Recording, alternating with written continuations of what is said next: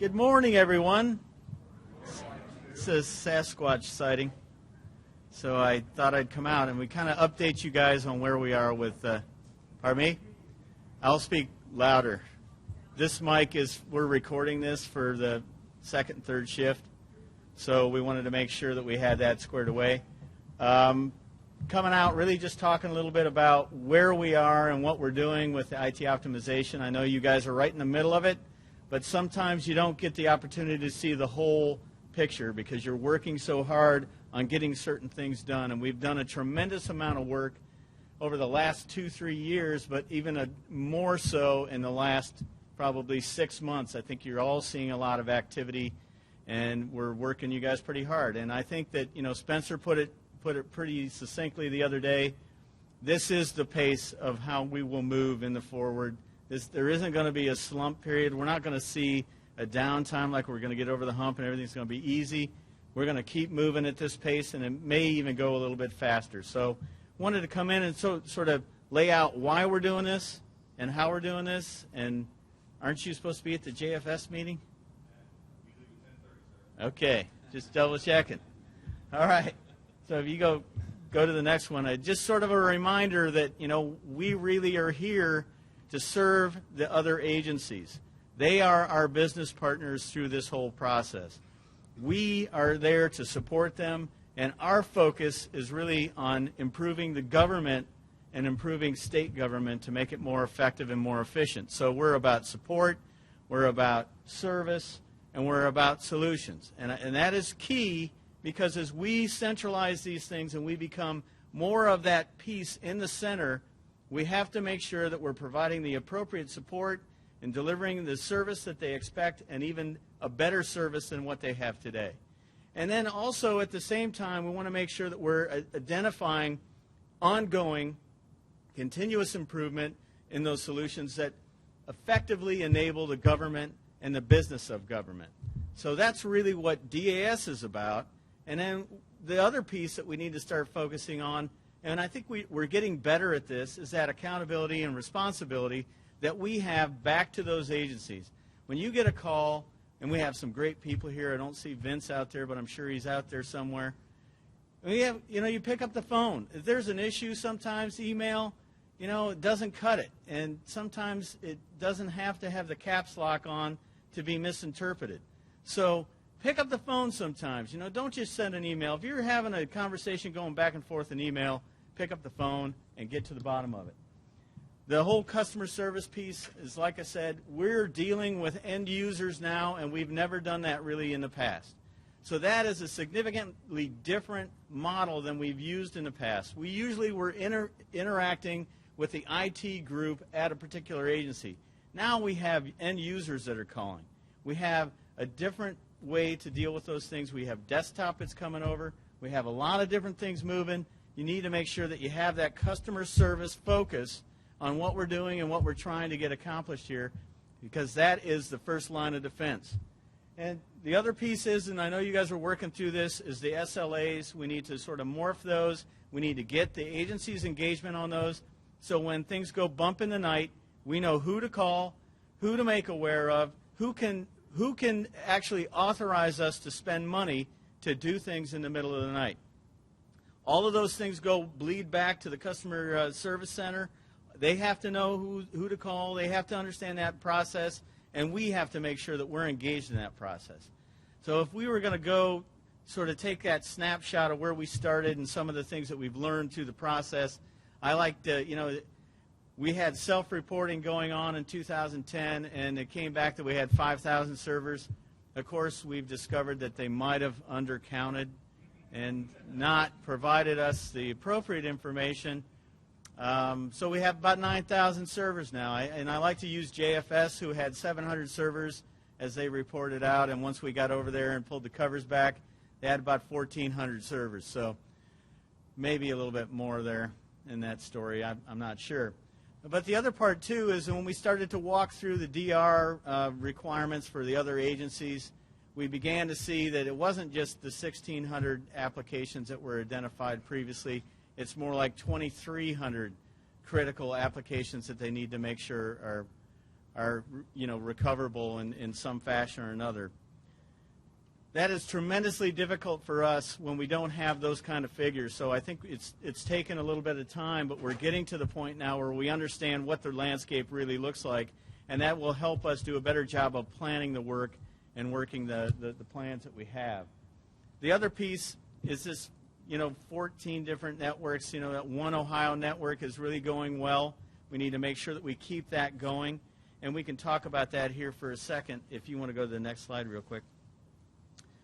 Sort of before I get there, let's talk about sort of how we got here. So 2010 was the IT Statement of Direction. We put together the strategy in late 12, I think. Was it January of 12? And if you were to go back and look at our IT strategy and you sort of read through that again and sort of reacquainted yourself with that strategy, we are hitting on all pistons on that strategy to the point where I think we need to start the process again and put out a new strategy, because it's lasted this long, but we're hitting on all those things. I mean, the engagement that we had in that document that talked about working with the Office of Health Transformation and working with the Health and Human Services side of that equation has tremendous impact, tremendous dividends through that process. It's actually kind of nice to go back. Here's what we said we were going to do, and we're actually doing it. It's kind of a nice thing. And then we had the whole transition plan that we put together that brought in 100 folks from multiple agencies to sort of look at 9 different subcommittees and how we were going to go and move through that process. Go to the next one. And that really was helpful, too. So we had all of these things come together. We had multi-agency participation through the process, and this is just the keys. But what really came out of that was 30-plus projects and about 40-plus new services of some kind or another, or a morph of a service to a degree. Now, what also came back from that group was kind of like, how do we articulate these kind of things? Because I know everybody in this room knows what IP readdressing is about, but how do you explain that to Director Blair or the Director of DOT when you're talking about remediation of IP addresses? So we needed to put it in more of a succinct kind of way that we could describe it. And I'm going to come back to this. Go to the next one just real quick. So what we did was we basically said we're going to continue the build out of the private cloud, which is really the SOC, right? A cloud is a data center somewhere. Guess what? That data center is here. That's what this is about. So the consolidation of the infrastructure, the consolidation of the network and the aggregation of the network and moving through those kind of pieces is really that private cloud build-out. The centerpiece is that enterprise shared solution. So we have major, massive investments in OAKS, in the Ohio Administrative Knowledge System. We have a lot of shadow systems at the agency. We need to drive adoption to the investments that we have made. And rather than spend $2 million from an agency's perspective on their financials, maybe they ought to spend $1 million and fix the piece of OAKS that they don't think meets their needs. And I would argue that in most cases, probably 80 to 90% of what is available in OAKS or will be available in OAKS will satisfy those agency needs. Same thing with the Ohio Business Gateway. We have really 4 major players that are working on the OBG. We made investments here.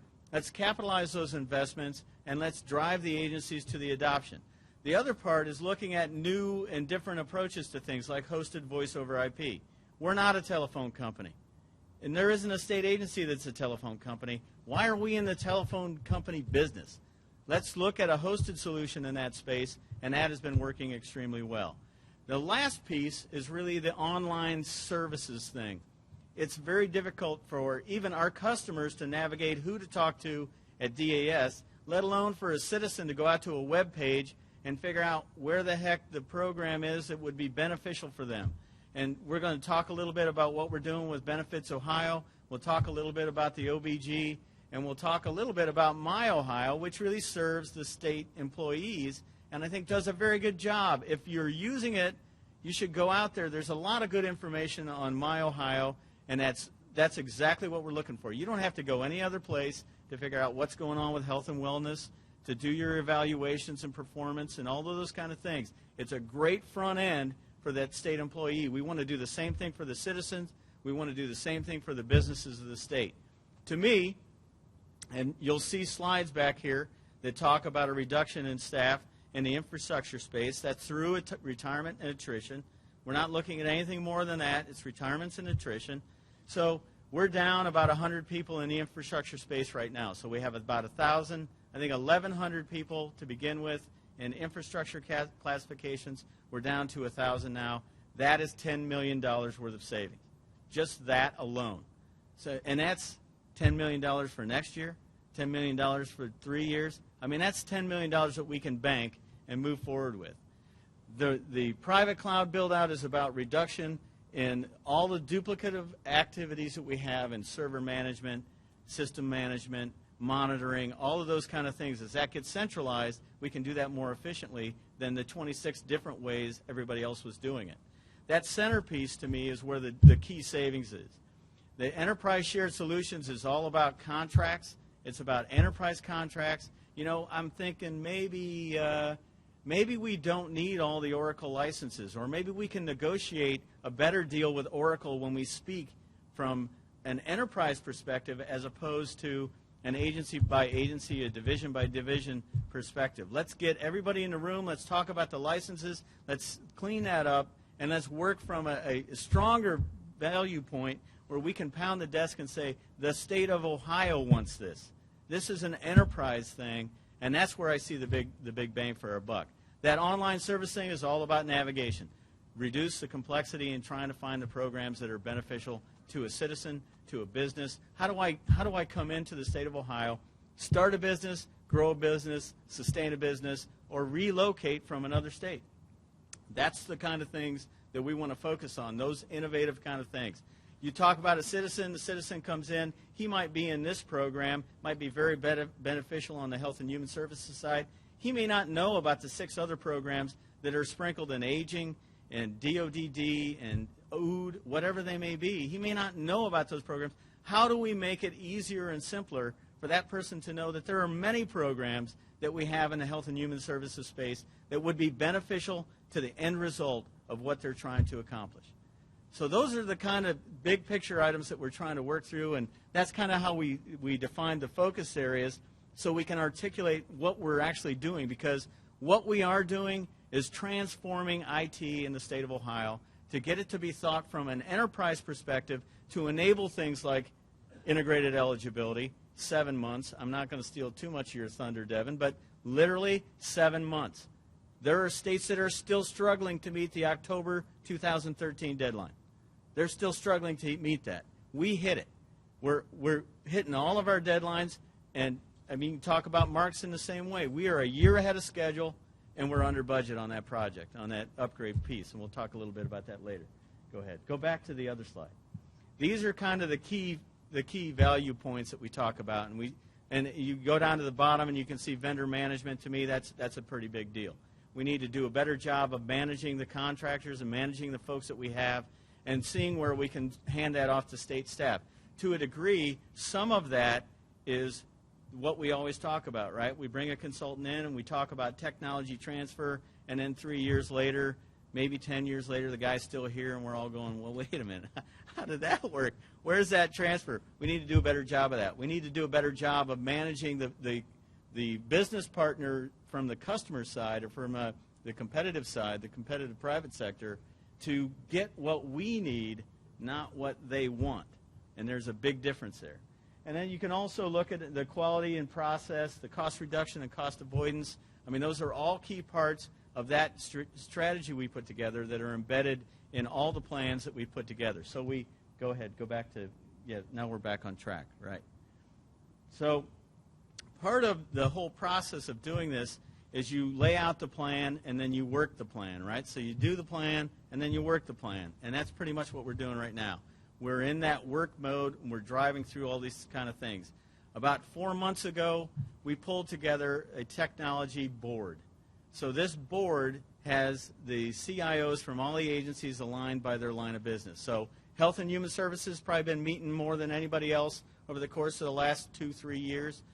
But we also created a line of business, 4 other lines of business, so that we can collapse the communication piece that we have, so that we can get word out to the lead of that line of business, who is taking our message down and also bringing messages back from the line of business. And it's been a very, very good way for us to have two-way dialogues to put things to bed quickly, because you know how this works. With the lack of information, rumors run rampant, people get nervous, and then it becomes reality. No, not quite. This allows us to step on it right up front, and if we don't get back to them, that's when things fester, because they think we don't know, or they think we're out here playing cards, and I know you guys are busier than one-armed paper hangers. So the other part about this, though, is it's beginning to morph from the tactical level in the discussions that we're having to more of the strategic levels. As I mentioned, you know, the 2012 strategic direction that we put together needs to be kind of updated. I need people to start thinking about where we're going to be 3 years from now. I need to start thinking about how Office 365 changes the game. I need people to understand how McAfee and what we're doing with that full suite of tools is changing the way that we do business, and security has got to be in our right up front in all the projects and all the things that we're talking about, because we are being attacked a lot. I mean, I think what Dave showed me earlier, and I'm stealing some of your thunder, you know, 290% increase in the number of attacks on state and local government over this past year, right? Past 2 years. He'll tell you. So this has really been very helpful for us to be able to communicate out and to get points of contact for server virtualization, for Office 365. But what we want that to grow into is, where are we going next? What do we need to do? That technology board then reports up to the investment board, which consists of OBM, DAS, and the governor's office. So those are the kinds of processes that we want to go through. So when we have a big idea that makes a whole heck of a lot of sense, we need to do the due diligence at the technology board, make sure that the business is engaged, because that's critical, and then take that forward to make sure that we have the funding to do the things that we want to do. Go ahead. So I'm going to hand this off to Spencer. Spencer, of course, is the Chief Operating Officer. I am Stu Davis. I'm the State CIO and the Assistant Director. We forgot to do that yesterday, and everybody was like, who is that white-haired old guy? So, Spencer, you're on. Yeah, I don't want Bill back there to yell at me, so thanks, Bill, for helping set up all the video stuff. It's really appreciated. All right, so a lot of you guys have already heard a lot of this spiel, so we'll kind of make part of this fast. But you guys understand, you know, where we're literally in the process of transforming the building. Transforming the building, transforming processes, and more importantly, transforming our culture and how we do business. So the building was really the first part of it. Everyone knows that the first floor was pretty much, you know, office space, things like that. We had the, you know, second floor, which was a lot of office space, a little bit of compute. Third floor was office space, mostly vacant. And then we had up here, which was predominantly kind of everything. We've been knocking down walls, changing things around. This right here is actually a perfect example. What, 2.5 months ago, Angie? This was DYS space. They had people sitting up here. Matter of fact, there was a couch about where Angie is sitting, literally a couch. We're going to call it the Burger Penrod Memorial Couch. I think we're going to try to keep it. We counted something along the lines of 47 different refrigerators in the building, coffee pots, things like that, as we started walking around. So it was kind of interesting. You know, we had refrigerators running on fully redundant, battery backed up power. You know, second all that power. We still have the avocado fridge sitting downstairs, you know, from 1972, I do believe, and it's still working because it gets great power. Clearly, we needed to do some things differently with the data center. We shouldn't be running the data center, you know, refrigerators off data center power, things like that. So that's where we started to change the approach, change some things that we're doing. So everyone knows we kind of cleaned out the cages on the first floor, all the storage. All right, Garrett, you probably don't know this complete speech, so I'm going to pick on Garrett here. What was the #1 use of the building prior to all the remediation?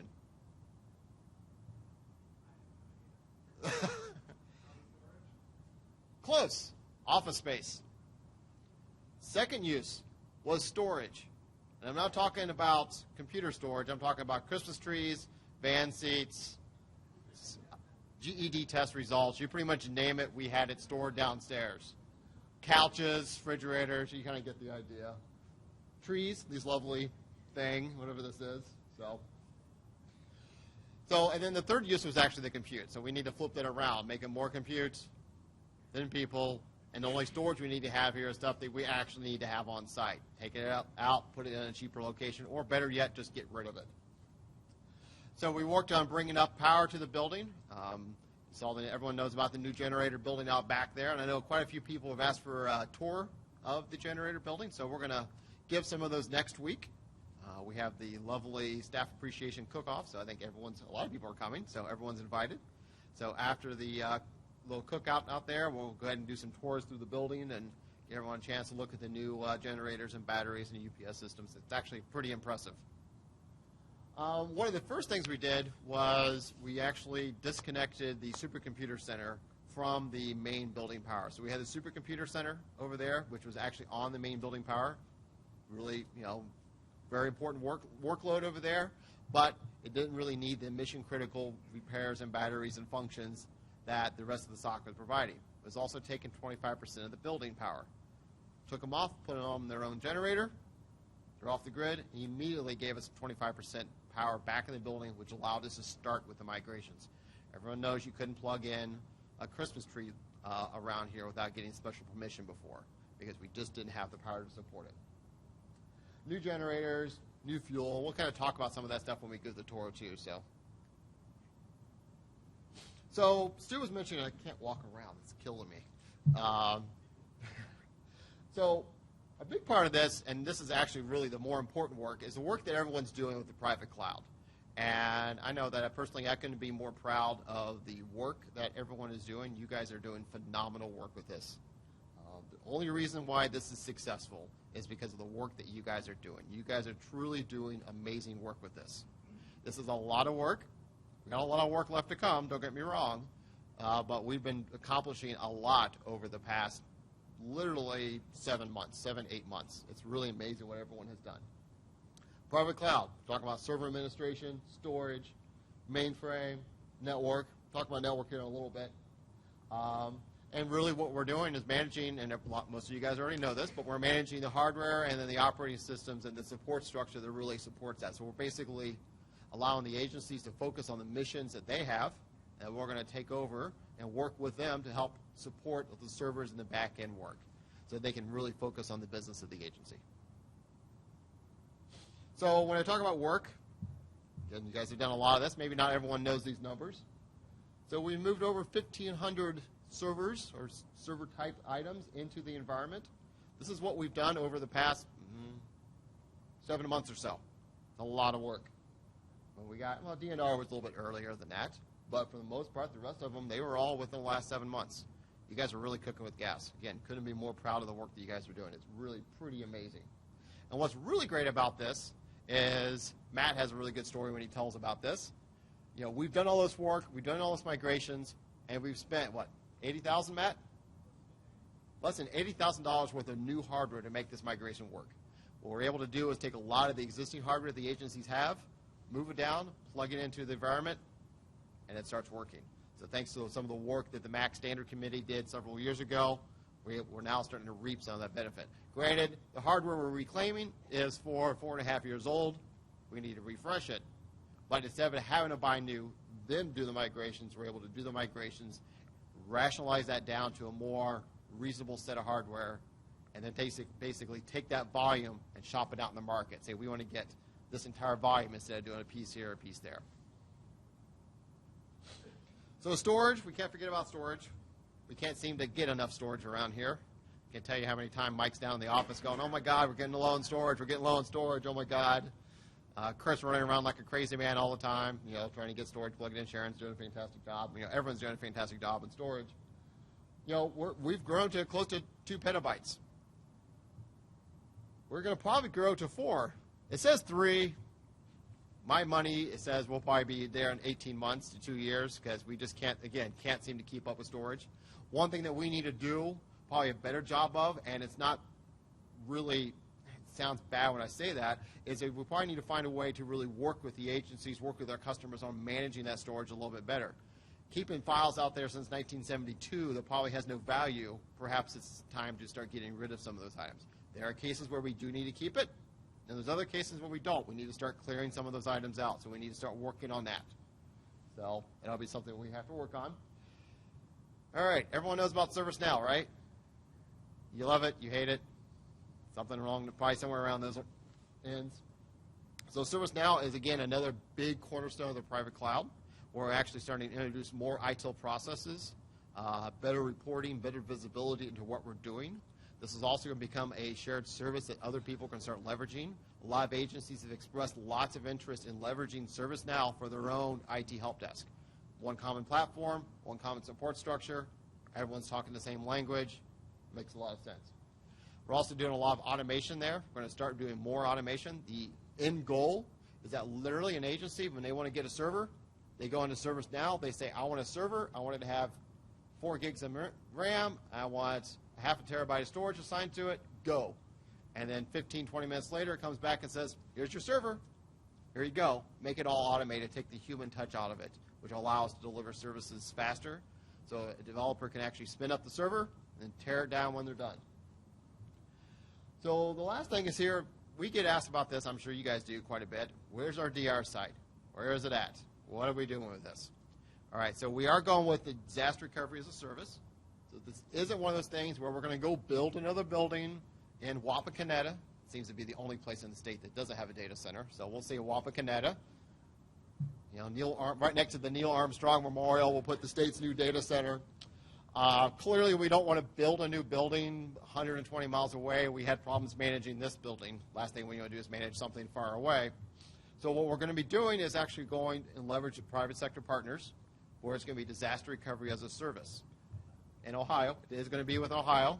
It's not going to be in Wichita, Kansas, or any of those other fun places. It will be here in Ohio. And what it's going to be is we're literally going to be, for lack of a better phrase, buying images, VMware images, from the provider. They're going to be providing a lot of the hardware. There will be space for some of our specialized data equipment to sit there as well. But we will be consuming that on an as-needed basis. It's very possible that we'll have images working there 24/7 because our requirements, we have to fail over there almost instantaneously. Then there'll be other times where we're only going to consume those images a couple times a year during test, and hopefully we don't have to do anything other than testing.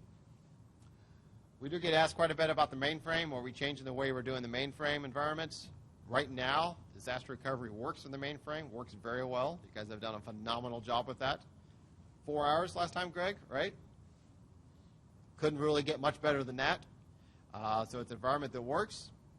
Maybe when our contract's over, we'll look at something, but it's a maybe. Let's see what it looks like then. We still got a couple years left in the contract.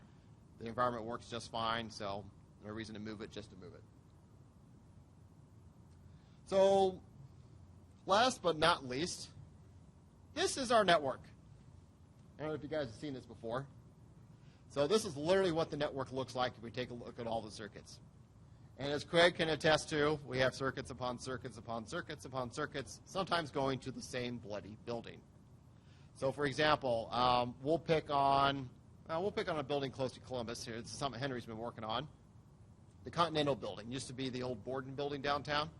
So we have PUCO, we have Secretary of State sitting in that building. We have individual circuits running back from there to the SOC. Sitting in that building also happens to be Ornet. Ornet's already right in that building.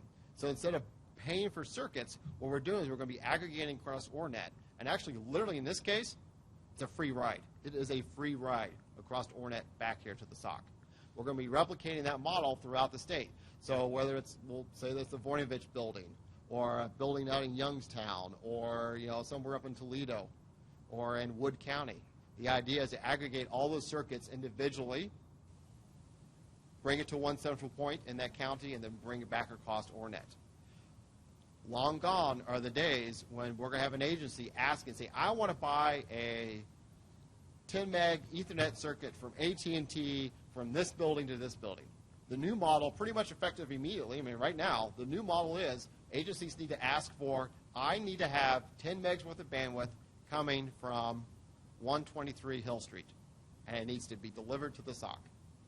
And then we're going to work with our partners at Ornet, and together we're going to decide how best can we provide that circuit, that bandwidth, to the agencies. So do we already have an existing circuit up there? We can just give them 10 megs and call it a day. Do we need to buy something? But we'll shop whether it's AT&T, Time Warner Telecom, Agile. whichever one makes the most sense. We need to also have a diverse network. The last thing we want to do is have everything running across one pipe. So that's why we're probably going to be looking at all four. So this is something we're going to be going through the motion. And this is a culture change. Not only is it a culture change for us internally, it's also a culture change for the agencies. They're used to just ordering a circuit. Again, those days are gone. In fact, we're probably going to rip that right out of the service catalog, so they can't even order a circuit in ServiceNow. We'll make it an option available to some of the co-ops, local government, things like that, but for the most part, it's going to be a bandwidth request, and we'll manage it that way. So, and I think it's you, Devin. You want to introduce yourself? Yes, I will. Thank you, Spencer. My name is Devin Mehta. What I'm going to be talking about is how we are working as DAS with our partner agencies and the counties to serve our citizens, primarily in the application space, and now we have a fancy name for that, enterprise shared solutions. I was just checking with you. And then we are also talking about how we are working with our partner agencies to serve our businesses. And what I'm going to be talking about is our few key initiatives, the successes to date, and what we are planning to do in the next few years. What I like to do is start off with Ohio Benefits, also known as Integrated Eligibility, also known as ELMO. This project, we had put an RFP on the street in 2012, started the project in the February-March timeframe 2013. And we were, October 1st was our deadline by the feds to meet the Affordable Care Act, also known as the Obamacare. And the primary objective of this was to assist our citizens have more streamlined application process, have more self-service capabilities for our citizens, and also to serve our citizens through the Ohio Benefits program, starting with Medicaid and going on to cash assistance and supplemental food assistance. And so we went live within a record 6 to 7 months.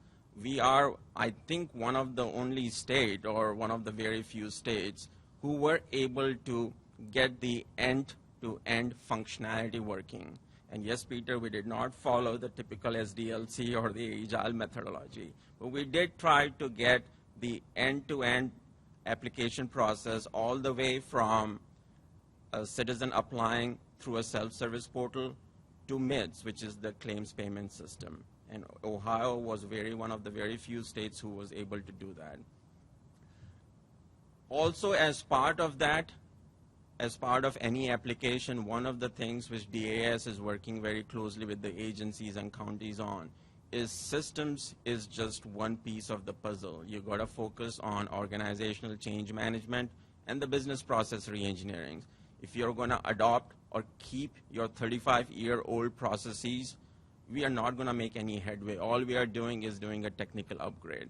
And for this initiative, what we had done is we had focused on the organizational change management aspects. And one of the key things we are focusing on, again, is self-serve. In today's world, the citizens cannot apply online. We are in the 21st century, and you can't apply online. You had to go to your county caseworkers. And so that increases that workload. And with the Medicaid expansion, we can't keep on increasing our workforce. We got to do a better job in automating some of these processes and allow our county caseworkers to help the citizens which need help the most, our aged, blind, disabled, and other folks in Ohio. So what we are trying to do is, again, in today's world, we have 88 different ways we do document management for our citizen-centric documents. We are trying to boil it down to one. So what the state has not been able to do in 35 years, we have undertaken that effort to get it done in 1 year.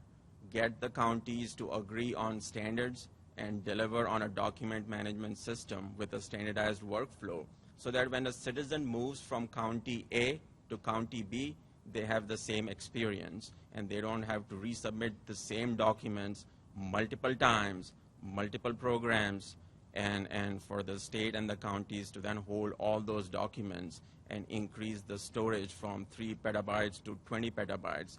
That's not the way the world will continue to work. We can't scale like that, and we don't have the dollars to support these kinds of investments. On a positive note, along with the timeline, when I had done my math in March, we delivered this project at about 8% of what Obamacare site costs, 8%. And the site was working. We never had a performance issue. And to date, as of last week, we have served 1,024,377 citizens. That's 1 million citizens in less than a year we have served through this process. And out of that, what we have done is the concept of automation. We have processed about less than 100,000 cases automatically. What that means is those applications went through the Ohio benefit system without any caseworker or human intervention. That is something which has never been done before. And as part of our streamline processing, as well as our goals of self-service, this is something Ohio undertook, and we were able to get it done. And so this is a little bit outdated. These are applications. When we say 586,000 applications, what I'm talking about is applicants. So a case can have multiple applicants. On the Ohio Administrative Knowledge System, we had gone live with our fiscal system, I believe, in 2008 fully. And so we are in an antiquated version, which is the PeopleSoft 8.8, and we are planning to do an upgrade to 9.2. And part of that is we need to start leveraging our investments and also look at the processes, the business processes. And as part of that, last year, we took the exercise of not only looking at the technical upgrade components, but also what are the business process changes and how do we adapt to standard processes within PeopleSoft. And there was an exercise done with OBM and the counties, and now we have a good plan to upgrade to the next version with a revised set of processes to allow for more adoption by 2015 June, part of the fiscal year change. And so we are in process to review the vendor, and we should be able to award that soon. The second thing which we are trying to do is, again, we are on an antiquated version of the hardware. So we are serving about all our state employees, and we are running the fiscal system on a hardware which we had bought 2009, 2010.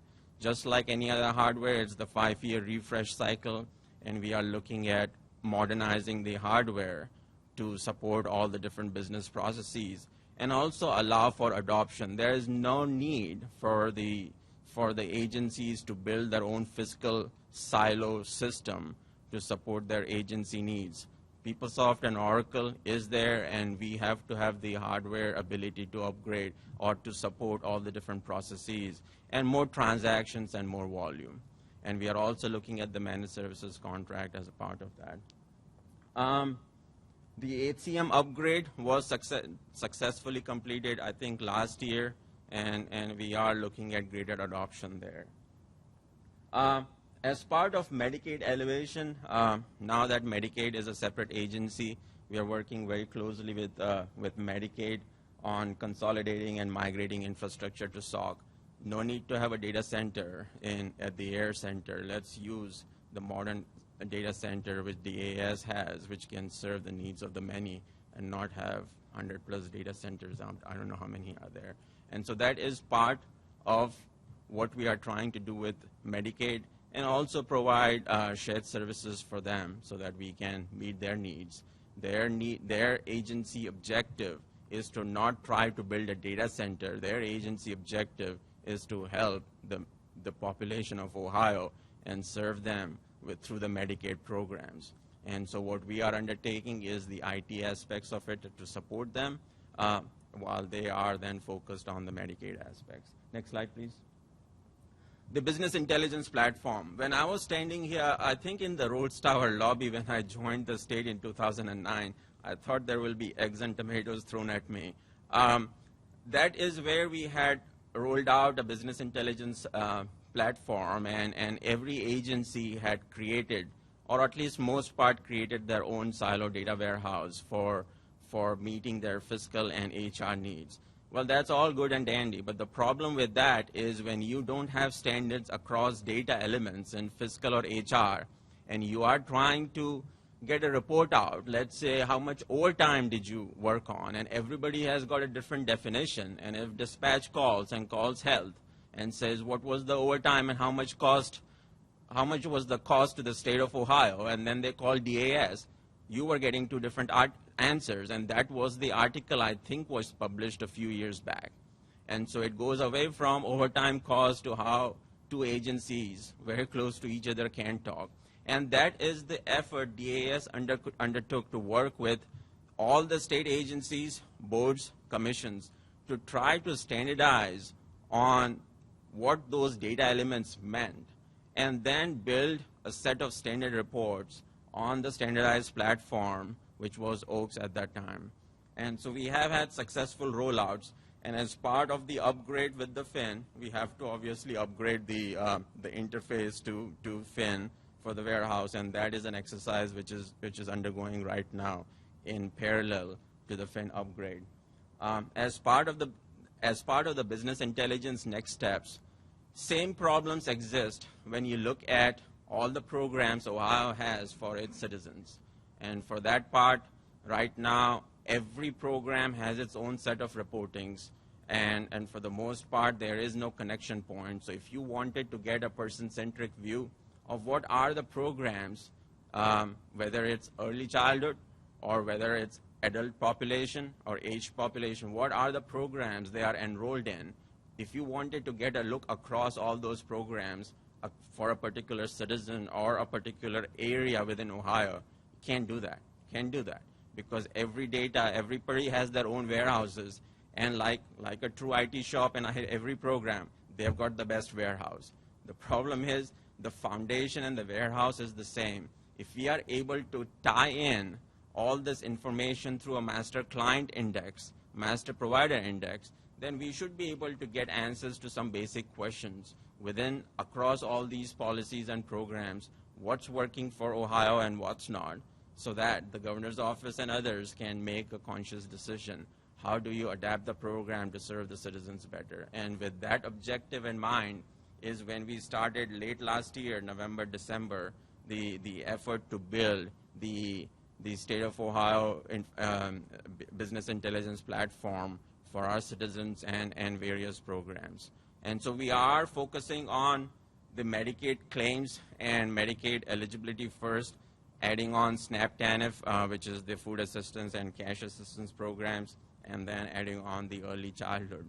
With the infrastructure platform being a standard, which is Teradata, we are hopeful that we can get a cross-agency, cross-program view, which should then help us make with better decision-making. It is not a one-day task, it's a journey, because what we have done for 30, 40 years cannot be just completed in 6 to 7 months. It's a journey. And what we as state and DAS working very closely with the agencies have to do is we have to build a platform and we have to build a model which can scale. I know we want to move as fast as we can, but this is the foundation and we have to go a little bit slow, and that's the reason why we are taking our due time to make sure that we are starting this on the right note.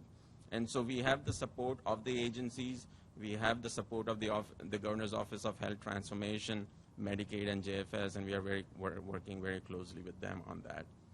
So what we are not going to say is we are going to create one centralized platform. We will obviously have the need for domain-specific warehouses, but the thing is we do need the ability to tie them together through the master client index, whether it's with state employees or citizens or the providers, so that we can get a cross-functional view. The early childhood I did mention, that is something which the Governor's Office is very interested in. What are the programs which work for our kids?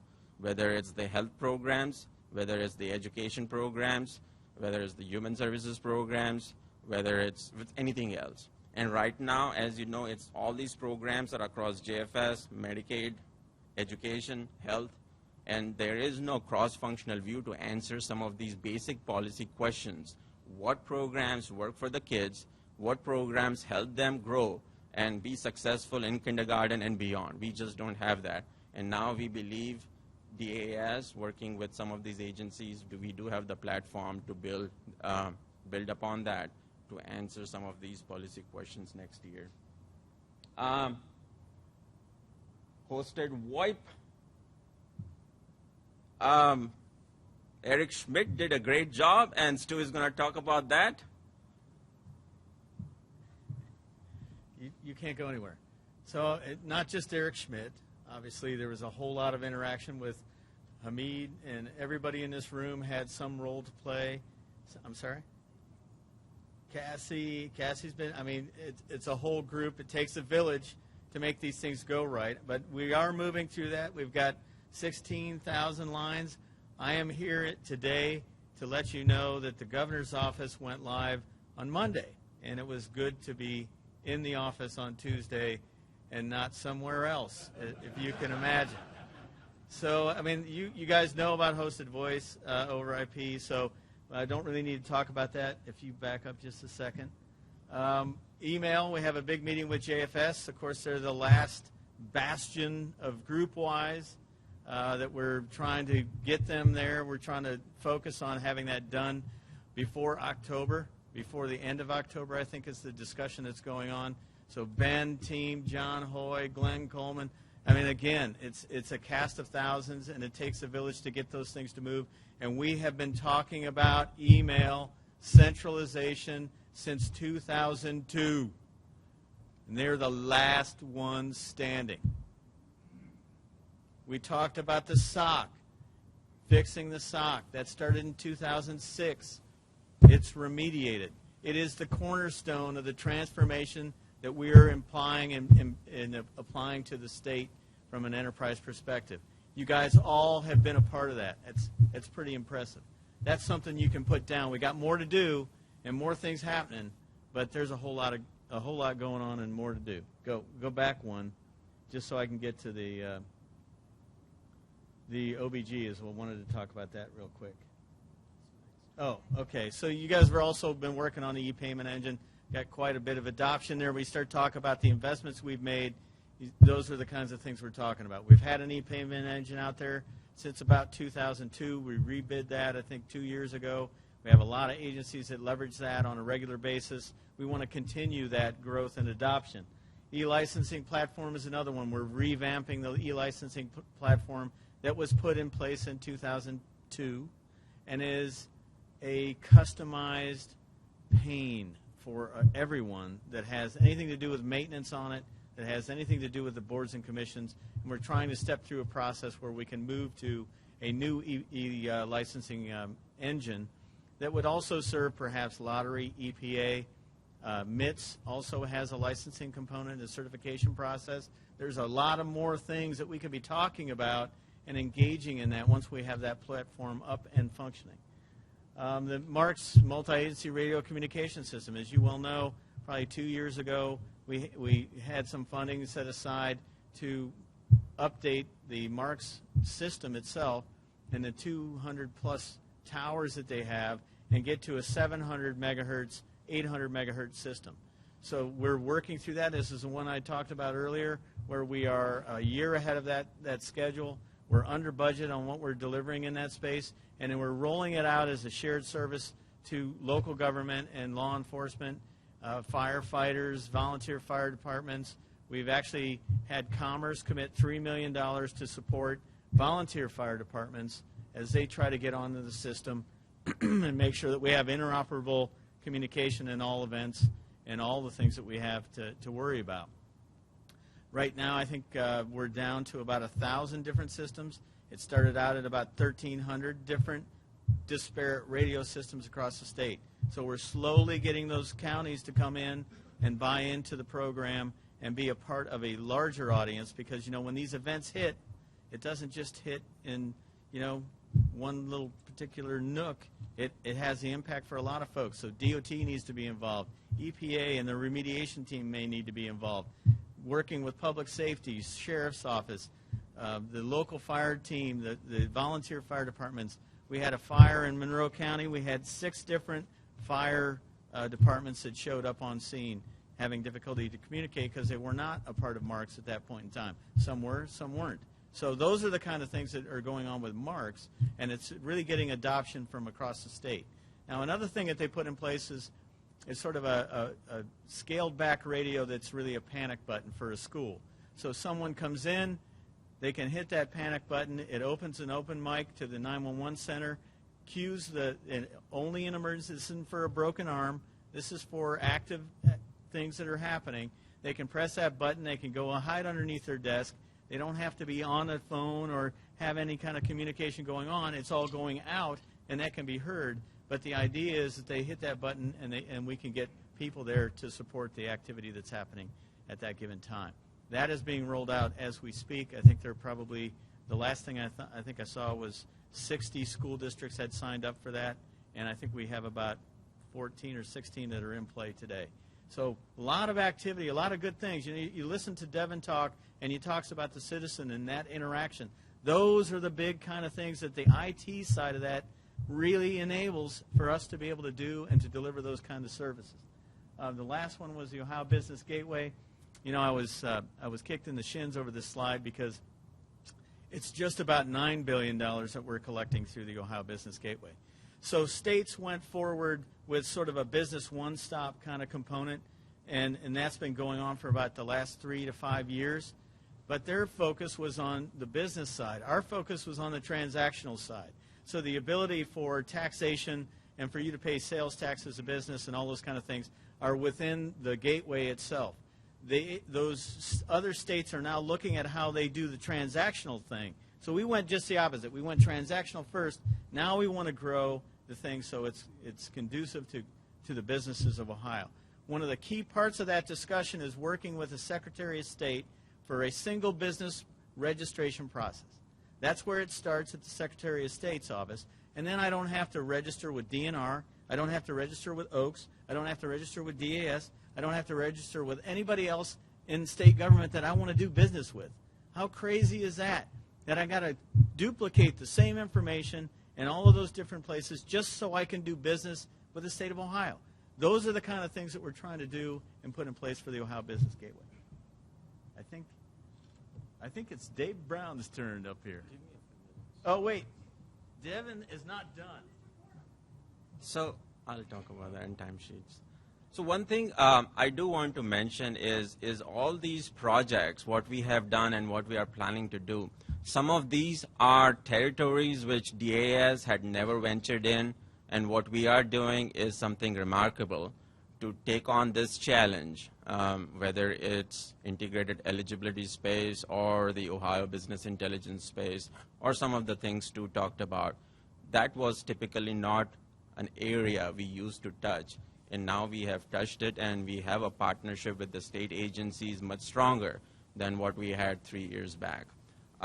With that said, I do want to mention whether it's eligibility and working, we have been working very closely with the various groups within DAS, starting with Dave Brown's security group, because we can't continue to have disparate security policies and procedures across every system and try to go back to the drawing board with every vendor to tell them what NIST 800 means or what is our baseline, and then keep on having these meetings that we did not plan for this. So we have been doing a good job.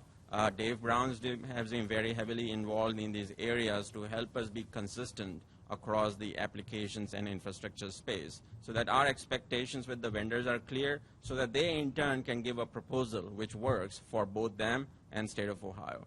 On the same side, with Spencer Group and most of you who have been working on Oaks and the eligibility project, we were able to get support from this group to even basic things like getting up a LAS private network set up in a record time in the Lazarus building. So the support from Spencer's organization, as well as trying to have consistent policies around disaster recovery across all these platforms or network or IP remediation and all these things, this group's support has been critical to make us successful in all areas which I have talked about. And then last but not least, we are working very closely with the business office and the contracts and Eric's office from a legal perspective to ensure we have consistent SLAs and SLOs to manage the vendor. Typically, the way the world works, if the project is unsuccessful, it's the state, and if it's successful, it's the vendor. No, that's not true. It's 50-50. The same Accenture, which is responsible for delivering Ohio benefits in record time, can deliver basic stuff in Kansas and Iowa and other areas. And when I went to a multi-state conference, they were asking me how we were able to get this thing done. And so it's not the vendor, it's us and the vendor, us managing them well, us giving them directions well, and then holding them accountable. And that's what we have been working with legal. Have consistent set of contractual obligations and then measure it. How many times do we have these SLA, SLOs, and we pay premiums for those, and then we don't measure them, and then we don't get the credit? So for Ohio Benefit, which got $100,000 in credit, well, it's a small number for them probably, but it at least makes them at least watch out for the expectations and ensure that we are green and they do their job well to get the right team in place and have the right executive support. The February SLA SLO was $800,000 in negative. Trust me, they have the entire army coming to help improve the operation side of Ohio Benefits and Oaks. The one thing I do want to talk about is the timesheet portal. We've got many varieties of capturing time, and we are going to standardize on 2, Kronos and PeopleSoft. And so that is an effort we are working in to ensure that we have agencies adopt one or the other. And that initiative is already underway. Can't have 100 different versions, but in some cases we cannot have just one version of a particular product. There may be some areas where we may need 2. The other thing Stu has been very good at enforcing is enterprise contracts. Oracle and Microsoft love to divide and conquer, sell the same things 88 different ways. If I were them, no, I wouldn't do it. But Stu has been great at starting with the IBM Cognos enterprise contract. That, and Lane, I believe, was involved at that time. That contract, I can assure you, has saved the state millions of dollars. That is amazing. And IBM probably, I hope they're not here. The other thing is on the Microsoft enterprise licensing. That's something Glenn and others have been working on with Stu.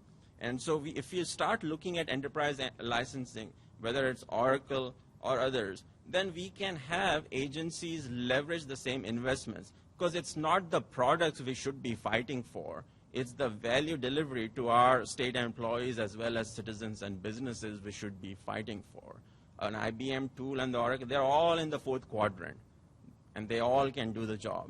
When we were delivering My Ohio, and we delivered, and Elizabeth and Janice and Rob were involved, we delivered My Ohio on a platform which is PeopleSoft EPM, PeopleSoft Portal.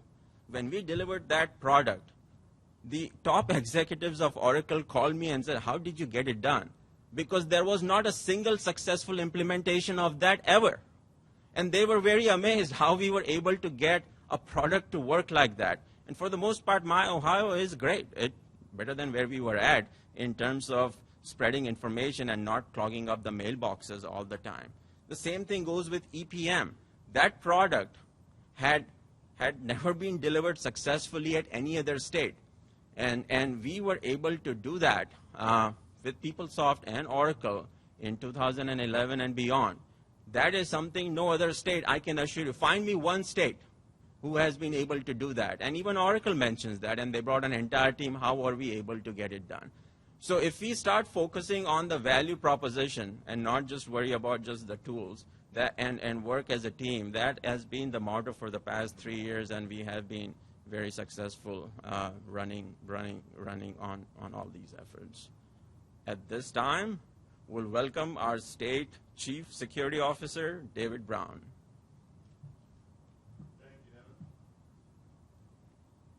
All right, so I want to just kind of start off by saying when we did the transformation planning back in 2012, we started looking at our current security posture across the state government. We looked at what each agency is doing and how efficient is that working out.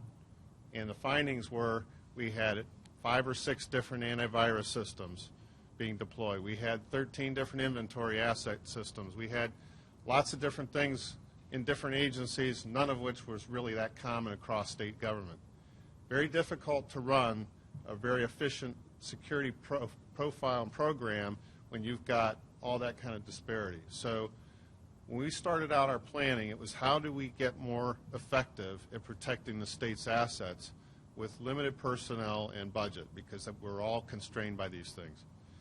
So we started off looking at several key initiatives that needed to get done. Centralization of security is our focus and has been since 2012, and we're executing on that. The threats that we face today, just like Stu mentioned, they're increasing at an alarming rate.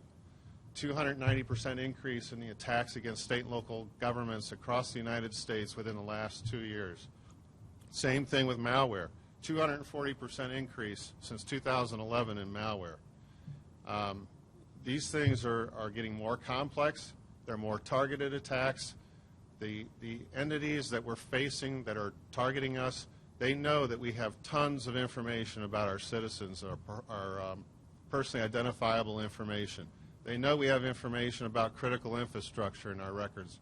Our Homeland Security Office collects all kinds of data about threats that are being faced, the infrastructure that has to be protected, emergency plans. All that's of value to nation states, to organized crime, and that's the stuff that we're facing. So we have to be very proficient going forward. So the stuff that you see up there are the key initiatives that we decided to take on first, to give us better visibility across the enterprise of the threats that we face, to give us better measures to detect and repel those in an automated fashion. So the first one up there, the Security Information and Event Management System. That program started out a couple of years ago. We had 6 agencies participating where all the security logs from their different servers, firewalls, intrusion sensors, etc., are going into that. It automatically, real-time, correlates all that information and says, hey, there's a threat posed against this agency, but we're also seeing traces of it over here. And that lets us build better defensive measures quickly to repel that. Now we're expanding that across the enterprise so that we've got that picture across all agencies, and we can then take reactive measures very quickly.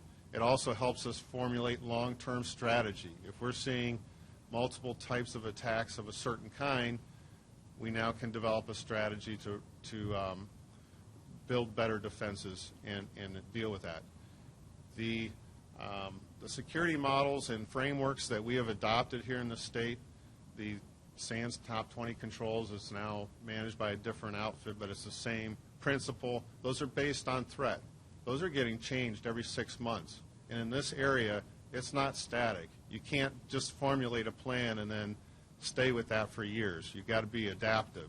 And to Stu's point, you know, as we look at our consolidation plans and our plans for transformation going forward, it's an adaptive process. That's what we're doing. We're starting with these. We'll get these in place. Then we'll look and see where's the gaps. What do we need to do from here? So this is phase 1 activities. We've recently established a penetration testing service. It's, you know, we don't have a tremendous number of people on staff yet to do it, but we do have the service available to the agencies. We've got a tool in place. We've got a couple of people now on the team, at least on a temporary basis, to help start getting those things going. The McAfee protection Stu mentioned. This is a comprehensive security solution designed for all of our endpoints, our servers, our laptops, and our desktops. Much more protection than simple antivirus. Today's malware is designed specifically to evade antivirus systems. This is multi-layered, and each layer complements the other. So even if something would get by antivirus, the host intrusion prevention capabilities within this product, the application control that we're going to be putting in. The other pieces are all going to say, wait, something's wrong here, and not allow it to take hold on a machine and alert us to that real time so we can start seeing how much of this is trying to target us and make sure that we, again, ramp up our other defenses to complement it. Everything we do fits together. McAfee is one piece. The host or the network intrusion prevention systems that we're putting in the core of the data center is designed to supplement that, give us early warning before it ever gets to the servers, and repel that as much as we can. So the design that we're putting in place is pretty comprehensive. We are working very hard to get that rolled out to agencies, boards, and commissions. Every one of them in the executive branch will be impacted by that project. So we anticipate touching 60,000 devices before it's all said and done with that solution. But the visibility it'll give us and the protection that it'll provide at the end of that project will be amazing. We've been centralizing our staffing. So in the past, each agency developed their security program the way they felt they needed to do for their environment. We had some agencies that had no dedicated security people. We had some that had 4 or 5. And we saw a lot of disparity between the amount of their efforts and what they had resource-wise to support their agency. So our goal is to get everybody up to a higher level of security capability and to provide consistency so that this agency is not excelling and this one over here is very, very much struggling, but rather everybody's doing it in a consistent way. The resources that we've got brought to bear know our enterprise strategic visions and make sure the solutions that we put in place align with that. So we've got security officers now in 5 agencies that we are working from the center. They're out in the agencies. They're engaged with the CIOs and the technical teams on a daily basis, helping them get their security programs in the right place. And security architects are bolstering that effort. So architects right now are assigned to 3 different agencies. We've also got John McCarty doing work here at the center to kind of coordinate all of that. The design is to provide specialized security architecture services so the agencies, when they develop a project, are baking security in from the start. We have a lot more work to do. We have teams for security monitoring that we're starting to stand up. Security engineers to help us build and run the security systems. That's starting to come about. We are going to have a compliance unit that we're starting in the next few months that will help us ensure that the controls that we specify for systems are not only put in place, but they stay effective, that they stay configured the right ways, that we don't have problems over time with configuration management. They'll work with the auditors from the state and the federal level to ensure that we don't have serious audit findings. We have people working on vulnerability management. One of the things that's going to be impacting you in your different groups is the vulnerability management project. We're putting out Qualys vulnerability management appliances across the enterprise. Part of what we're asking you to do is help us get our vulnerabilities down. Our systems right now, we have a fair number that would need to be addressed. We're working through a program. There's a team that has been formed that will be putting a lot of effort into vulnerability management. And the goal is to get our risk level down to a more acceptable level. This is characteristic of government agencies. It's characteristic of private entities. Vulnerabilities are always being identified. We've got to constantly be working that. So we appreciate your help with that. Every one of you has a big role to play in our security program. And I want to just say a special thanks here. We had an incident going on yesterday. Nishma, where are you? Back in the back. This lady's an example of the dedication and the teamwork that we're looking for. She was here till late last night putting in different things to try to help us get the situation contained and the threat down so that we could keep somebody from trying to attack our web servers. She did a great job. Lots of dedication. She's not alone. There are other people out here that are doing the same thing. You know, Tyler and Jeff Swan and others.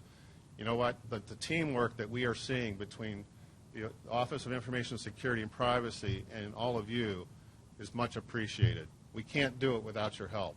There's a lot of work that we're trying to get done. Every one of you have been very helpful, and I appreciate that. So going forward, you're going to see a lot of different things being posted for positions. There's going to be a lot of growth, and with that change, there's going to be times that there may be some new things coming out to you that you don't understand what we're trying to accomplish or what this person's role is or whatever. Call and talk to us. We're more than willing to share with you where we're going, and just keep working with us. The last thing on this slide is the AirWatch and mobile device piece. AirWatch is a tool that we use to manage the smartphones, the tablets, and other devices that are used to access state data. There are well over 1,000 devices working off of AirWatch. More will be coming on in the future. This is an area that a lot of organizations are seeing growth in. It's a struggle because it's also a weak link. The number of pieces of malware designed for Android phones is just going off the charts. The number of potential problems that could occur is significant, but we've been working hard on this program to try to make it successful and keep our risk down. So there's a lot more coming over the next 18 months or so as we build out our program. Thanks for all your hard work, and if there's any questions, we can entertain those at the end.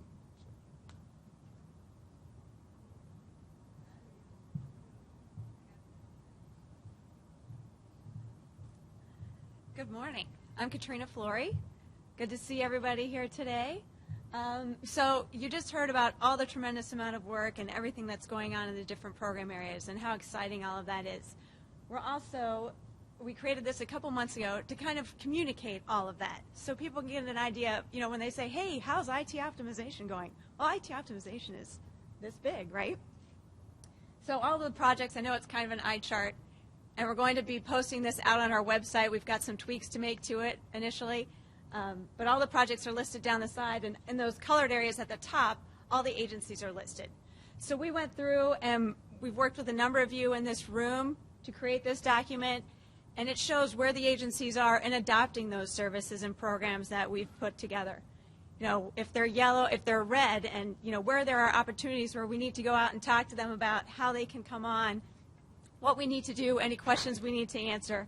And we also use this to communicate to legislators, to agency directors, to our tech board. So the tech board gets this and goes back to their line of business. And it's a good tool for an agency to say, you're sitting in a group of your peers, well, why are you all red and everybody else is either green or has a check mark? So actually after the last update we did last month, I had a couple CIOs call me and say, hey, how do I get to green? I say, hey, call Matt Popovich back. So, it's not too hard. But as for moving these things from red to green to check marks are where we have those customers. We're adding customers. We're engaging new business partners. So we're keeping an eye on this. And if you'll go to the next slide, Mr. Davis. That's where we get back to some of the things Stu talked about at the beginning, our culture. So as we're adding customers and we're engaging more business partners, we need to make sure that we do stress and build an environment around accountability and responsibility and our customer service orientation. We create those SLAs and work with the agencies so they understand our escalation process. We understand their expectations and escalation process, and we work together to get there. So in order to support these things moving forward, and we've got a number of initiatives that will be ongoing in 15 and new things for 15, we took a look at our organization and how do we best align our organization to support these things moving forward. And we looked at it from a functional alignment, from our business office, from a governance perspective, from enterprise shared solutions, fancy name for Devitt, enterprise data center services, all the things that you're doing out here, from information security and privacy. And then we also have that strategic piece supporting us through the technology board and through the investment board that Stu mentioned earlier. So we then looked at that alignment, we looked at our program areas and how we can put them together.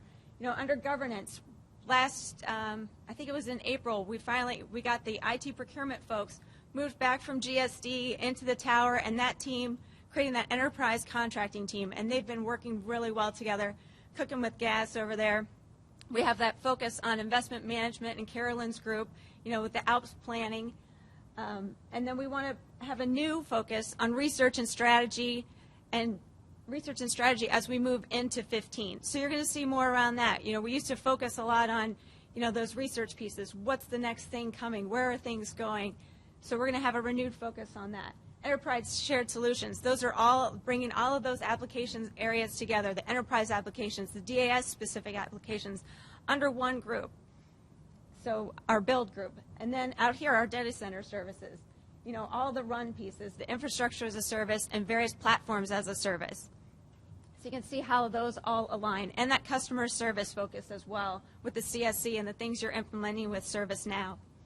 And we also have information security and privacy. As Dave mentioned, we're centralizing those functions. We're bringing those security officers in as DAS employees and then assigning them out to agencies. So we have those consistent practices in the agencies as well. So this is what we're going to be looking to align our staff with, all of you. And we'll be pushing out that TO as well. So we're going to put that out. You'll get a link to that and to this presentation today as well. So I think we can pop to the next one. So focus areas, enterprise initiatives for 15. We're going to continue on the data center expansion. Servers, storage, the ServiceNow, DR as a service. We've pulled those requirements from agencies so that we can put out an RFP and get that moving. Ohio One Network. I almost said One Ohio Network. I think you can say either. Ohio One Network. The network aggregation piece. You know, we had Lottery say, hey, we'll be the point of contact out at Lauschie, and help on that piece, getting that aggregation going. So that's good stuff. We also need to get connectivity out to various schools and libraries. You know, Craig and his team worked with Ornet, and they were putting out an RFQ to get that connectivity information so that we can support blended learning activities and these assessments that they're going to have to do with the kids next year. And enterprise security and compliance. I think Dave hit on a lot of these things already that we're moving forward with in 15. This is an exciting area. You're going to see more on security. And Marks adoption and upgrade. Stu mentioned that earlier. You know, we're ahead of schedule and under budget on Marks. The Marks team is always moving and shaking. Oaks upgrades. I think Devin touched on a lot of this. We'll be awarding the upgrade shortly. Business intelligence upgrade, Kronos time and labor. As Devin mentioned, we're going to have 2 time and labor solutions in the state. We're going to have Oaks, PeopleSoft, and we're going to have Kronos. And we're going to push all the agencies in that direction or engage them to adopt those. Yes. We actually had ODOT. They did an enterprise architecture study, and they engaged us in that process. I was in the room, and they were asking us, you know, how can we get on Oaks? It's like, wow. So it's good stuff, a lot of good stuff happening. Ohio benefits rollout and data warehouse. I think Devin touched on those items. I don't know if we have anything to add there. And 365, I think everybody's aware of 365. I know Mr. Hoy is. VoIP and business gateway modernization. So those things will continue into the fiscal year. Aha. Do you want me to do it? You do it. Me do it?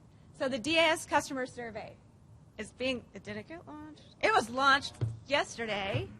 So as we're engaging more business partners, we want to see what our customers think. We need feedback from our customers. And this isn't just OIT, it's all of DAS. So that survey was launched, over 8,000 business partners. So we had all of the program areas contribute, you know, customer names. We have all the CIOs, people that have put stuff in through the CSC, folks that are releasing permit point of contacts, all of that are included in there, and we'll be receiving the survey.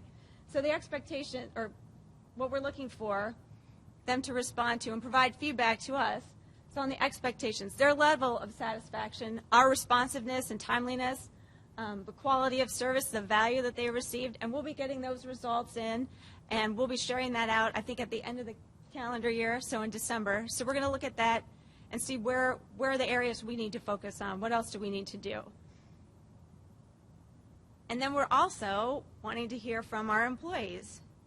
That's very important. You know, the directors talked a lot about culture and wanting people to be happy to come to work. People want, you know, be engaged. You spend a lot of your time here. So, you know, how can we make the best of that? So that survey will be launched this next week. I can read. It's being conducted independently, so it's anonymous. So you can make all the comments you like about Mr. Davis or anybody else here today. I'm sure they'll be constructive. But we want to get an understanding of your engagement level, the meaning that you find in your job, and those type of things. And then identify areas for improvement. You know, what can we do to make your days more enjoyable? How's that? Would you add anything? You want to talk about that? Okay. You can talk about it. So we did the survey probably, was it about 2 years ago, maybe 18 months ago, and the responses that came back, especially in the customer service area for OIT as a whole, even DAS to a degree, but we here took those results, and I went to Spencer and I said, look, we need action plans. I went to all of the leadership in OIT and I said, we need action plans to get this focused on customer-oriented pieces, right? We need to be responsive. We need to pick up the phone when we need to pick up the phone. We need to contact the agency when we see something that may not be quite right. Hey, are you sure this is how you were doing this? You know, we need to reach out and we need to engage with those customers and make sure that we're representing them on our side throughout the entire organization. That is part and parcel of what that functional reorg is really about, where we look at the enterprise shared solution space and the owners of those services would be aligned in there. The operational side is handled through the data center services. So sort of refocusing our approach and our engagement model with the agencies so that we can be more responsive, we can deliver the services on time and crank it out and knock it out of the park. I mean, and that's really where we need to be is as an organization. We have got to get more focused on our customers. And remember, again, we are actually here to serve them. They might have an idea that we want, wow, that's a great idea. Maybe we should talk about that. Or, better yet, they're coming to us to say, we need to purchase this tool. Help us purchase that tool. Not go into the queue, sit on it for 2 weeks, and wait, and then, you know, we'll get there. We got to be quicker. We got to be faster at the things that we do that streamline the process. If there's goofy things that we do in terms of a process-oriented thing, we need to think about how we can streamline that, make it more efficient so that we can get those things done. If that means from a release and permit standpoint that we have some core person here who gets all the requests and pushes it out to the appropriate people to make those responses back on the release and permit, and then make sure that they follow up and get that done, because if you had a 24-hour turnaround on that kind of stuff, that'd be pretty impressive. For us, for DAS, for the state, it has an impact. We're supposed to be a support entity. We're supposed to be providing services and making sure that they're getting the service that they deserve and that they want and that they need. We need to make sure that we are focused on those things, and these kinds of surveys help because it focuses on areas where we know we need to improve and we can make changes to get those improvements in place. So this is not trivial. So when your customer might call you, you might remind them, yeah, we got a survey out there. Have you gotten a chance to look at it? Have you gotten a chance to put your 2 cents in? I'm not talking about, you know, selling it, hawking it, and saying, hey, could you put a good word in for Chad while you're doing it? It's more about making sure that we hear from them, because that's the only way that we can fix things. And I can tell you that Spencer, myself, Katrina, Dave, all of us, Devin, when we go out and we meet with the agencies, we are clear. We know we have some hiccups every now and then. We know we have things that need to be better. Help us make them better. Not just, yeah, those guys. It's help us. You know, help us get where we need to be from a functional standpoint, from a state perspective, and from that enterprise perspective, and become a world-class organization in how we deliver services. So So I think that's all I have today. I want to introduce Eric Harrell. He is the Chief of Operations for DAS, and I believe he might have a few words he wants to say. Yeah, I have fewer words than the other day, but thank you for letting me be here. I know we're here till 11, and I won't keep you till then.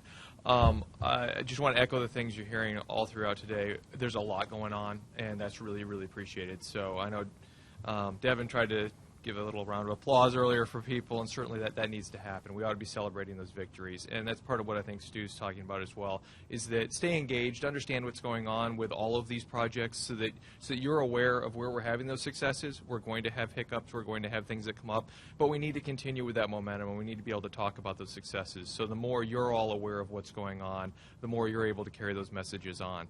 The only other thing I was going to say, most of my career has been spent at the Attorney General's office. I've been Chief Counsel for DAS for a while. One of the really fun things about being at the AG's office is that the agencies don't get to go anywhere else for legal advice. They have to go to the AG. And if they want to go outside, that gets approved by the AG. So you kind of have a monopoly there. And the more we take these services on, the more we become a little bit more like that, as opposed to us being an option and maybe they'll find an outside vendor or maybe they won't. We become that one option. And sometimes there's danger in that we know they can't go anywhere else. This is the only email system that people are going to be using, and so they're going to be stuck with us. It makes it even more incumbent upon everybody to understand that means we need to ratchet up that customer service one more level. It becomes quick for them to be able to complain about service issues because that's all they can do is complain about the service issue instead of walking away and going elsewhere. And that was one of the things we used to convey to everybody at the AG's office is really treat those agencies like they had a choice. Like if they didn't want to pick up the phone and call you, they could call any law firm in town. And that's that customer service level we ought to be striving for. So I appreciate you sharing a couple minutes. I appreciate everything everybody's doing. If you don't have anything else? I just think you guys ought to all stand up. There we go.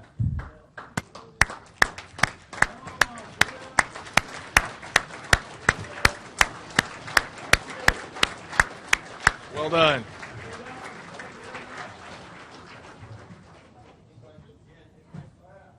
Any questions? Questions? Do we have to run this out if somebody has a question? No, I think they were trying to run out.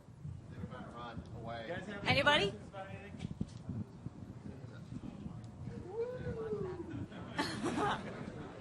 Yeah, I'm looking more like Phil Donahue every day.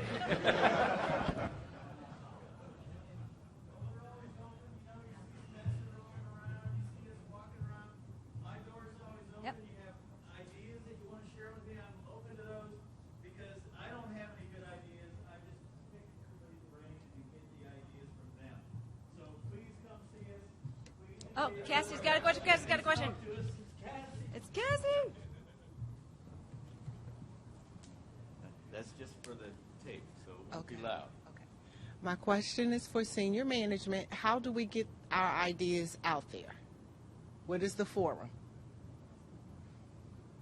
Well, I would say Cassie's question was, all right, that's all, sorry, there, Bill. All right, Cassie's question is, how do we get the ideas out there?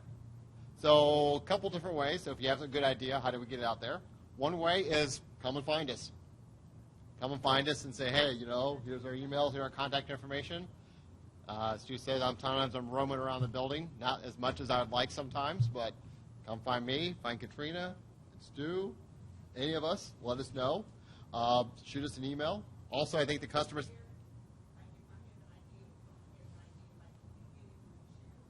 Oh, yes, we practically spend all of our time together, it seems like, so... The three of us were literally always sending an email to each other, so... Yeah, So absolutely. but you bring up a very good point. I just started beating on Spencer about this the other day because Pennsylvania has done some really cool things with sort of setting up an IT central portal where you can, it's like a blog, you can get tweets. I mean, to set up some place that you guys can go from an IT perspective and see all the things that are going on, pick other people's brains that are in this room that you might not get access to, because we have a lot of collective, really strong, knowledgeable people, but sometimes we don't know who that person might be, even within our own organization. And we wanted to look at this as not just for DAS, but for all of the IT folks, so that there's a place that we can communicate those kind of ideas.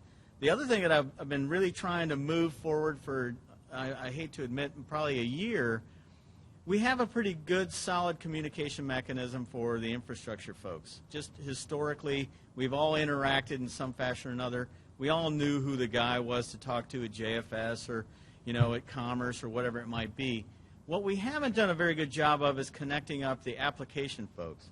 So the ability for that community to sort of share things from a .NET perspective or a Java perspective or whatever it may be, and to foment a community that's working together on an issue that they may be seeing on their application that we could get, just, oh yeah, I had that same problem a year ago, this is what I did, and it all went away. I mean, those are the kind of things that I want to try to do with social media, but I just can't quite get there, and of course there are some legal sides of things that have to be run through the process. We have to make sure that somebody is managing and facilitating that communication, so it's not like you just put it out there and let everybody run rampant, or everybody will be making fun of my suits or something like that in a matter of minutes. So we are looking at that, but to Spencer's point, I mean, you guys see me every now and then. Everybody and their brother, and I think most of their cousins that live in other states have my cell phone. So, I mean, I get calls all the time, and I take them. If you leave me a voicemail, make sure you text me or you call me back later, because I don't like voicemail very much. If I could get my voicemail converted to, oh no, I can't do that. Anyways, so any other questions?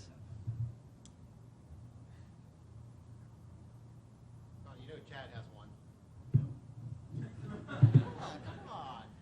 Well, again, I want to thank you, Greg. It's always great to come out to the SOC and see you guys, because this is kind of family for me. I go downtown. I'm sort of growing that family. We're growing that communication, that coordination. I need to work on that bridge, that communication bridge between downtown and here. That's why Spencer is downtown quite a bit, because there are things that happen downtown that sometimes don't get communicated out here, and I can't afford to have that happen, because we need to be moving as one, as a body, and each one of you is an ambassador for DAS, not just OIT, but for DAS. So to understand the things that are going on, be able to say, hey, that doesn't sound right, because we get a lot of that. We get, oh yeah, Zix doesn't work with email in Office 365. No, it's the export of the rules that doesn't work. It's still encrypted. Those kind of things can be put to bed, and we can arm you guys with those kind of things, so you can say, that doesn't sound right, you probably need to talk to Ben, or you need to talk to Glenn Coleman, or better yet, I'll have Glenn Coleman give you a call. I'll have Ben Hooker give you a call and get back to you. Because everybody in this room gets pulled 1,000 different ways during the day. I get that. We had, you want to call out Nishma? Ben Hooker and his team was working Friday night and most of Saturday trying to make sure that we could respond to a public records request that was very timely that we had to get on. Those kind of things are happening more frequently. You talk about security. You know how they broke into Target and got everybody's credit cards? That came in through the software on their air conditioning system, on their heating and cooling. They broke in through there and made it to that system so that they could crack that. I mean, it's just crazy stuff. So the more we talk, the more we communicate, hey, this doesn't seem right, or hey, can you tell me what's going on here? Talk to us. Send me emails. I'm great with email. I mean, if you don't get an email from me in the morning before 7, you might not hear from me until the next day. But I'm pretty good with email and responding back to it. Don't be shy. Thank you very much.